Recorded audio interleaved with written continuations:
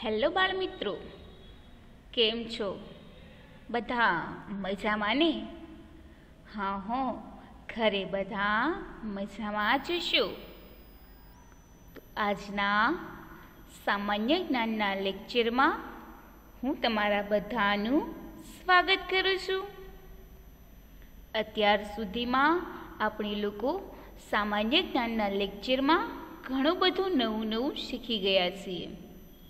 તો આજે પણ આપણે કંઈક નવું શીખવા માટે ફરી પાછા ભેગા થયા છીએ. પણ આજે આપણે શું શીખવાનું છે ખબર છે તમને? તો આજે આપણે શીખીશું પક્ષી પરિચય. શું શીખવાનું છે? પક્ષી પરિચય. બરાબર. આપણી આજુબાજુ ઘણા બધા પક્ષીઓ હોય છે. તમે લોકોએ પણ પક્ષીઓને જોયા હશે. જોયા છે ને? તો તમે લોકોએ કયા કયા પક્ષીને જોયા છે? યાદ આવે છે? જુઓ, હું તમને લોકોને એક પછી એક બધા પક્ષીઓના નામ કહું છું. ચકલી, પોપટ, કબૂતર, મેના, મોર, કોયલ, બુલબુલ, સમડી, બાજ, ઘુવડ, લકડખોદ. બરાબર. તો હજુ આનાથી પણ વધારે પક્ષીઓ છે જેનો પરિચય આજે આપણે મેળવવાનો છે. બરાબર. તો સૌથી પહેલાં તમે લોકો બધા તૈયાર થઈ જાઓ. આજે આપણે મેળવીશું પક્ષી પરિચય. બરાબર. તો જોઈએ કે સૌથી પહેલું પક્ષી કયું આવે છે. તમે બધા ધ્યાન અહીંયા રાખજો, જેથી કરીને તમને લોકોને યાદ રહી જાય. જુઓ, સૌથી પહેલાં ઉપર લખ્યું છે એ તમે વાંચો. શું લખ્યું છે? ડવ. DOVE. ડવ એટલે કબૂતર. DOVE. ડવ એટલે કબૂતર. જુઓ, સૌથી પહેલાં ઇંગ્લિશમાં લખેલું છે કે ઇંગ્લિશમાં કબૂતરને શું કહેવાય? તો ઇંગ્લિશમાં કબૂતરને ડવ કહેવામાં આવે છે. હવે તમે લોકો નીચેનું ચિત્ર જુઓ. ચિત્રમાં છે ને 2 કલરના કબૂતર છે. એકનો કલર સફેદ છે અને બીજાનો કલર રાખોડી છે. દેખાય છે ને? તમે જોઈ રહ્યા હો તો તમને દેખાતું હશે કે કબૂતર સફેદ કલરનું પણ આવે છે અને રાખોડી કલરનું પણ આવે છે. પક્ષીઓને ચણવા માટે ચાંચ હોય છે. શું હોય છે? પક્ષીઓને ચણવા માટે ચાંચ હોય છે અને એને જોવા માટે 2 આંખો હોય છે. અને પક્ષીઓ ઊંચે આકાશમાં ઉડે છે, એટલે પક્ષીઓને ઉડવા માટે પાંખો હોય છે. શું હોય છે? પક્ષીઓને ઉડવા માટે પાંખો હોય છે. બરાબર. હવે તમને લોકોને એ ખબર છે કે આ કબૂતર હોય છે એ ખાય શું? કબૂતર હોય છે એ ચણ ચણે છે. એટલે કે આપણે એને દાણા નાખીએ તો એ દાણા ખાય છે. દાણામાં એ શું ખાય? તો દાણામાં એ જવ, જુવાર, બાજરી આવા દાણા ખાતું હોય છે. બરાબર. હવે તમને લોકોને એ ખબર છે કે આ જે કબૂતર છે એને શાંતિદૂત તરીકે ઓળખવામાં આવે છે. શેની તરીકે ઓળખવામાં આવે છે? શાંતિદૂત. પહેલાંના સમયમાં જ્યારે મોબાઈલ ન હતા ત્યારે લોકો એકબીજાને પત્ર લખતા અથવા એકબીજાને ચિઠ્ઠી લખતા. તો એ ચિઠ્ઠી પહોંચાડવાનું કામ આ કબૂતર કરતું. કોણ કરતું? કબૂતર. સૌથી પહેલાં ચિઠ્ઠી લખી નાખવામાં આવે છે અને કબૂતરના ગળે દોરા દ્વારા એ ચિઠ્ઠી બાંધી દેવામાં આવે છે અથવા એના પગમાં એ ચિઠ્ઠી બાંધી દેવામાં આવે છે. પછી એ ચિઠ્ઠી જ્યાં પણ મોકલાવવાની હોય ત્યાં આગળ કબૂતર ઉડતું ઉડતું જાય છે અને તે જગ્યાએ ચિઠ્ઠી પહોંચાડે છે. બરાબર? એટલે આ કબૂતરને શાંતિદૂત તરીકે પણ ઓળખવામાં આવે છે. બરાબર? સમજાઈ ગયું છે તમને લોકોને કે આ કબૂતરને શાંતિદૂત તરીકે કેમ ઓળખવામાં આવે છે અને કબૂતર કયા કયા કલરનું હોય છે? બરાબર? યાદ રાખવાનું છે તમારે બધાએ. તો હવે આના પછીનું આપણે પક્ષી જોઈએ. તો આના પછીનું પક્ષી આવે છે ચકલી. શું લખ્યું છે? ચકલી. સૌથી પહેલાં આપણે એનું ઇંગ્લિશ નામ સમજી લઈએ. SPARROW.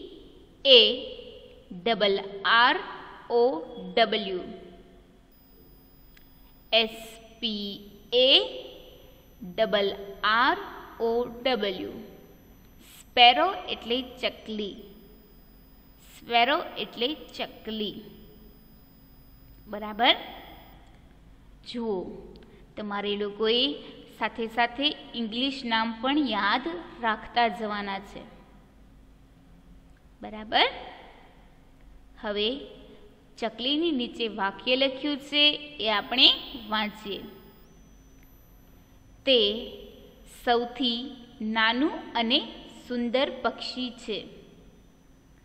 ચકલી જે છે એ એવું પક્ષી છે કે પક્ષીઓમાંનું સૌથી નાનું. બધા જ પક્ષીઓ કરતાં સાવ નાનું એવું પક્ષી એટલે એનું નામ છે ચકલી. બરાબર? ઘણા લોકોએ ચકલીને જોઈ હશે તો ઘણા લોકોએ ચકલીને નહીં જોઈ હોય. બરાબર? આજે ચકલી છે એ તમને દેખાતી હોય તો એનો કલર કેવો છે? જુઓ તો તમે. તો એનો કલર અહીંયા નીચેથી સફેદ કલર છે અને ઉપર કથ્થાઈ અને કાળો કલર છે. દેખાય છે ને? આ ચકલી પણ ઊંચે ઊંચે આકાશમાં ઉડી શકે છે.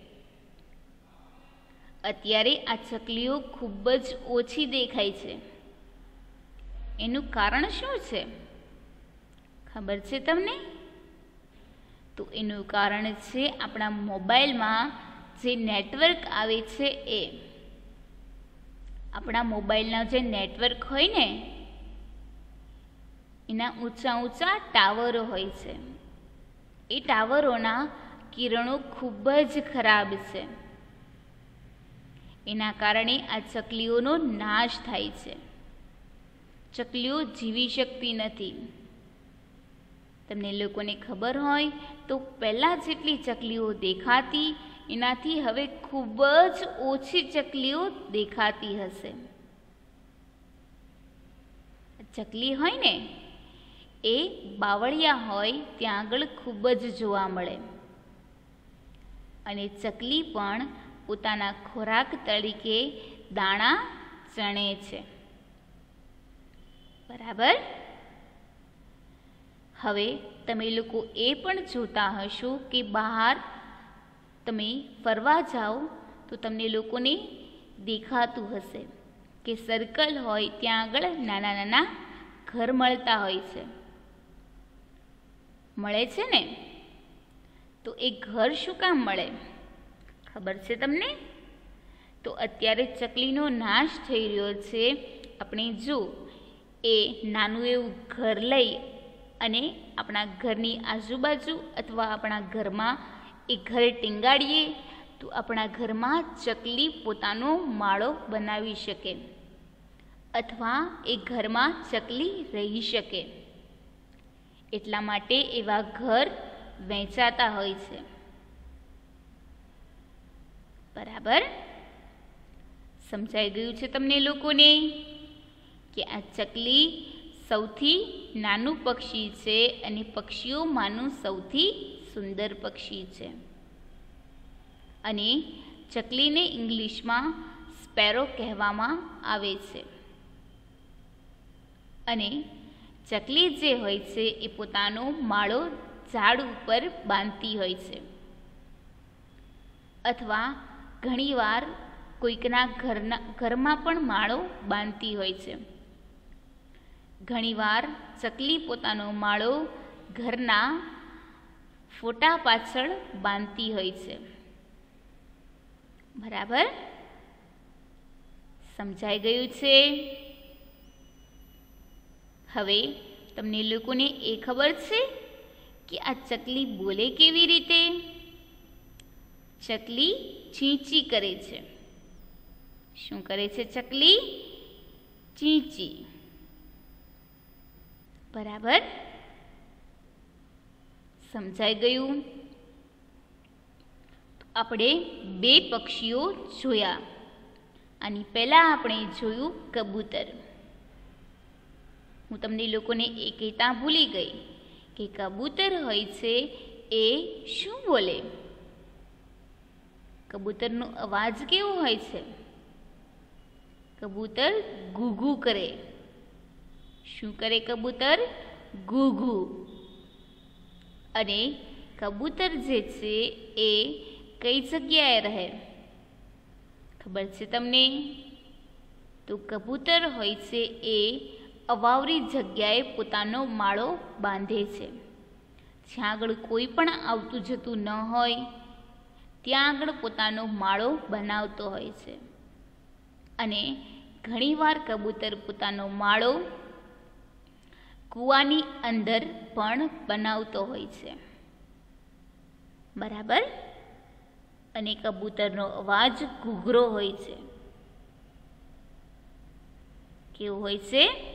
ઘૂઘરો. ઘૂઘરો. બરાબર? સમજાઈ ગયું છે તમને લોકોને કે આ કબૂતર પોતાનો માળો ક્યાં બાંધે છે અને એનો અવાજ કેવો હોય છે? તો હવે આપણે એની પછી શીખ્યા હતા ચકલી. ચકલી ચીંચી કરે છે અને એ પોતાનો માળો ઝાડ ઉપર અથવા કોઈકના ઘરમાં બાંધતી હોય છે. હવે આના પછીનું પક્ષી આપણે લોકો જોઈએ. તો સૌથી પહેલાં તમે લોકો ઇંગ્લિશ નામ લખ્યું છે એ તમે લોકો વાંચો. શું લખ્યું છે? PARROT.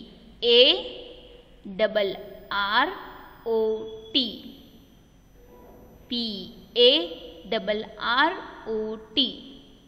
પેરોટ એટલે પોપટ. પેરોટ એટલે પોપટ. બરાબર?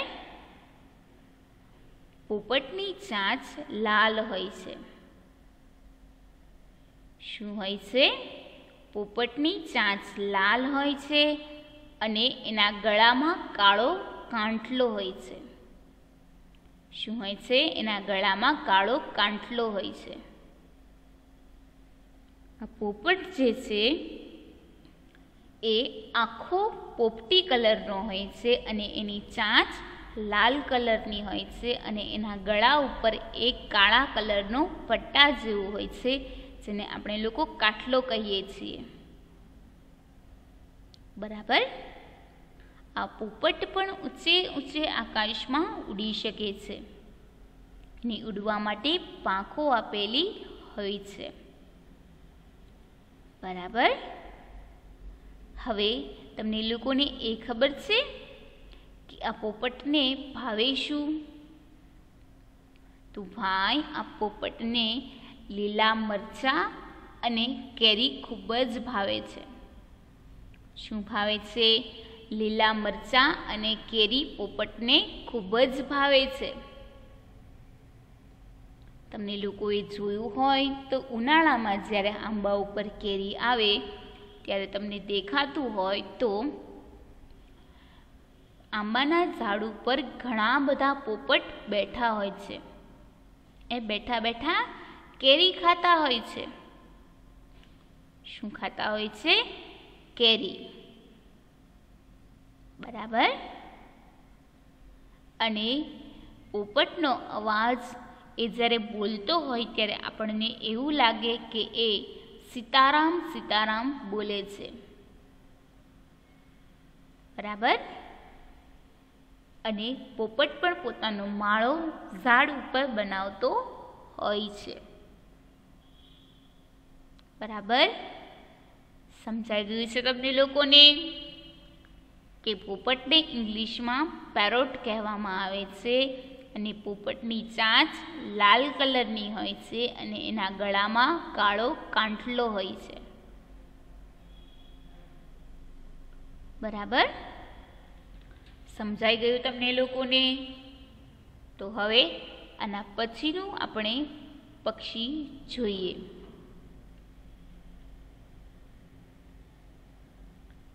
સૌથી પહેલાં ઉપર લખ્યું છે એ તમે લોકો ઇંગ્લિશમાં વાંચો. પીકોક. PEACOCK. પીકોક એટલે મોર. PEACOCK. પીકોક એટલે મોર. મોર જે છે એ આપણું રાષ્ટ્રીય પક્ષી છે. ફરીથી બોલું છું, મોર આપણું રાષ્ટ્રીય પક્ષી છે. તેના માથે સુંદર કલગી હોય છે. શું હોય છે? મોરના માથા ઉપર સુંદર મજાની કલગી હોય છે. પક્ષીઓમાંનું સુંદર અને રંગબેરંગી પક્ષી એટલે કે મોર. બરાબર. ને દેખાતું હોય તો મોર કેવો સરસ મજાનો લાગે છે. એનું ગળું ભૂરા કલરનું છે અને આ એના પીછામાં તમે જુઓ તો વાદળી, ભૂરો, પીળો, લીલો એવા બધા જ કલરો મિક્સ છે. દેખાય છે ને? એટલે પક્ષીઓમાંનું સૌથી સુંદર પક્ષી એટલે કે મોર. અને મોર આપણું રાષ્ટ્રીય પક્ષી પણ છે. બરાબર.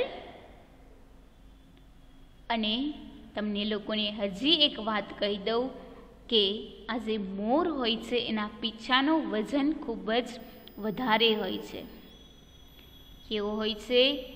મોરના પીછાનું વજન ખૂબ જ વધારે હોય છે એટલે એ ઊંચે સુધી ઉડી શકતું નથી. ઉડી શકે છે પણ એ બહુ ઊંચે ન ઉડી શકે. એ નીચાણવાળી જગ્યા ઉપર ઉડી શકે છે અને એ ઝડપથી ઉડી શકતું નથી. બરાબર. હવે તમને લોકોને એ ખબર છે કે આ જે મોર હોય છે એને વર્ષા ઋતુ ખૂબ જ ગમે છે. વર્ષા ઋતુ એટલે કે ચોમાસું. ચોમાસું આ મોરને ખૂબ જ ગમે છે. વરસાદ આવે ને ત્યારે આ જે મોર હોય છે એ એના પીછાની કળા કરી અને નાચવા લાગે છે. શું કરે છે? આ તમે અત્યારે જોઈ રહ્યા છો એ બધા એના પીછા છે. એ પીછા ફેલાવી અને મોર નાચવા લાગે છે કારણ કે એ મોરને ચોમાસું ખૂબ જ ગમે છે. બરાબર. હવે તમને લોકોને એ ખબર છે કે આ જે મોર હોય એ ખાય શું? તો ભાઈ મોર હોય છે એ નાગ અથવા સાપને ખાતો હોય છે, અથવા બીજા નાના નાના જીવજંતુઓને મોર ખાતો હોય છે. બરાબર? સમજાઈ ગયું તમને લોકોને? અને હજી તમને લોકોને એક વાત કહી દઉં કે આ જે મોરના પીંછા હોય છે એ ઘણી રીતે આપણને મદદરૂપ થતા હોય છે. ઘણા લોકો એવું માને છે કે આપણે લોકો ઘરમાં મોરના પીંછા રાખીએ તો ગરોળી ન આવે. અને હિન્દુ ધર્મમાં તો જે કૃષ્ણ ભગવાન હતા એ મોરના પીંછાને એની પાઘડીમાં ધારણ કરતા. એટલે કે મોરનું એક પીંછું હોય એને એ પોતાની પાઘડીમાં પહેરતા. બરાબર? સમજાઈ ગયું છે તમને લોકોને કે મોરને ઇંગ્લિશમાં પીકોક કહેવામાં આવે છે અને મોર આપણું રાષ્ટ્રીય પક્ષી છે. બરાબર? સમજાઈ ગયું છે? તો હવે આના પછીનું આપણે પક્ષી જોઈએ.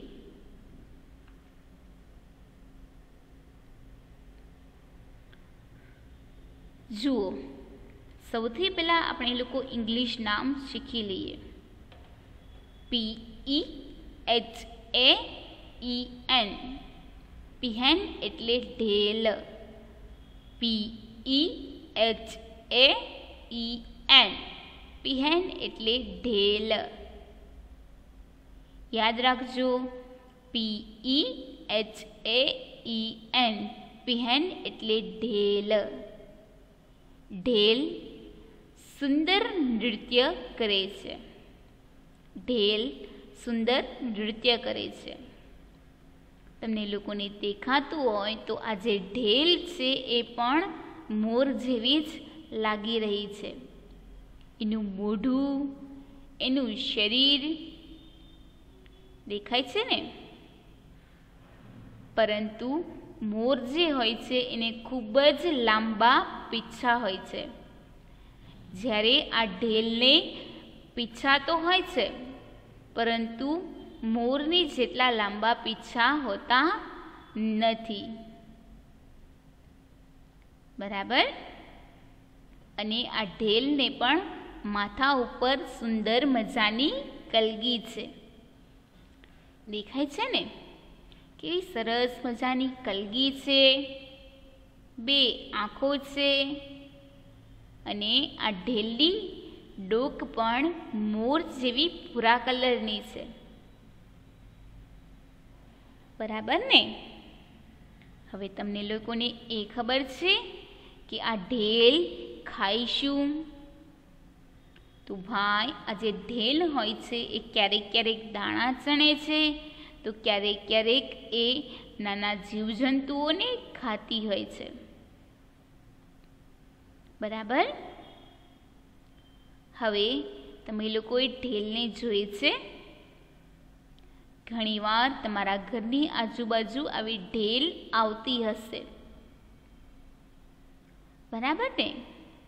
તમે લોકોએ ઢેલને ચાલતા જોઈ હોય તો તમને એવું લાગે કે એ નાચી રહી છે, એટલે કે એ નૃત્ય કરી રહી છે. એ સરસ મજાની રીતે આ ઢેલ ચાલતી હોય છે. બરાબર? સમજાઈ ગયું તમને લોકોને? અને હજુ તમને લોકોને એક વાત કહી દઉં કે આ જે ઢેલ હોય છે એ પણ પોતાના માળામાં ઈંડા મૂકે છે અને એના બચ્ચાને જન્મ આપતી હોય છે. બરાબર? સમજાઈ ગયું છે તમને લોકોને? તો ફરીથી એક વખત બધા જ પક્ષીઓ તમને લોકોને રિવિઝન કરાવી દઉં છું, જેથી કરીને તમને લોકોને યાદ રહી જાય. સૌથી પહેલું પક્ષી આપણે જોયું ડવ. DOVE. ડવ એટલે કબૂતર.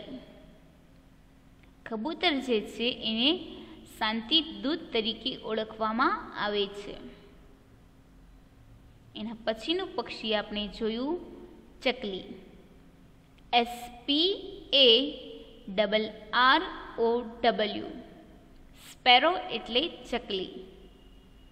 પક્ષીઓમાંનું સૌથી નાનું પક્ષી એટલે કે ચકલી. બરાબર. અને ચકલી ચી ચી કરે છે. એની પછીનું પક્ષી આપણે જોયું PARROT. પેરોટ એટલે પોપટ. પોપટની ચાંચ લાલ હોય છે અને ગળામાં કાળો કાંઠલો હોય છે. બરાબર. અને આ પોપટને લીલા મરચાં અને કેરી ખૂબ જ ભાવે છે. અને આ જે પોપટ હોય છે એ જ્યારે પણ બોલે ત્યારે આપણને એવું લાગે કે એ સીતારામ સીતારામ બોલી રહ્યો છે. એની પછીનું પક્ષી આપણે જોયું પીકોક.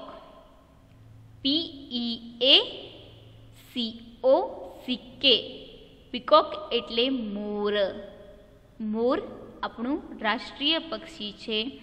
તેને માથે સુંદર કલગી હોય છે. બરાબર. એની પછીનું પક્ષી આપણે જોયું પીહેન. PEHAEN. પીહેન એટલે ઢેલ.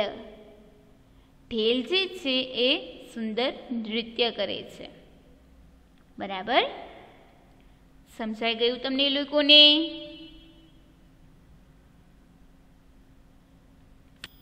તો આજે આપણે જેટલા પણ પક્ષીઓ જોયા એ બધા જ પક્ષીઓ તમારે લોકોએ યાદ રાખવાના છે. એના ઇંગ્લિશ નામ, એને ગુજરાતીમાં શું કહેવાય અને એ પક્ષીઓની ખાસિયત શું છે એ બધું જ તમારે લોકોએ યાદ રાખવાનું છે. બરાબર. તો તમે લોકોએ જોયું ને કે બધા જ પક્ષીઓ એક સરખા હોતા નથી. જુઓ, આપણે લોકો માણસ છીએ, પણ માણસ છીએ તો આપણા શરીરની રચના તો એક સરખી જ હોય છે, પરંતુ આપણા બધા જ લોકોના મોઢા અલગ અલગ હોય છે. બરાબર ને? એટલે આપણે એ લોકો એકબીજાને ઓળખી શકીએ. એવી જ રીતે આ પક્ષીઓમાં પણ એવું જ હોય છે કે બધા જ પક્ષીઓ એક સરખા હોતા નથી.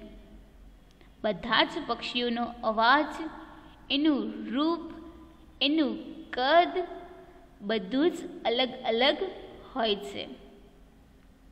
બરાબર છે? સમજાઈ ગયું છે તમને લોકોને? જુઓ, કાંઈ ન સમજાણું હોય તો તમે લોકો શનિવારે આપણે જ્યારે ગૂગલ મીટમાં લેક્ચર હોય ત્યારે તમે મને પૂછી લેજો. બરાબર?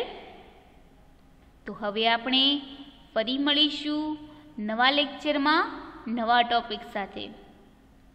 ત્યાં સુધી બધાને stay home, stay safe, good bye.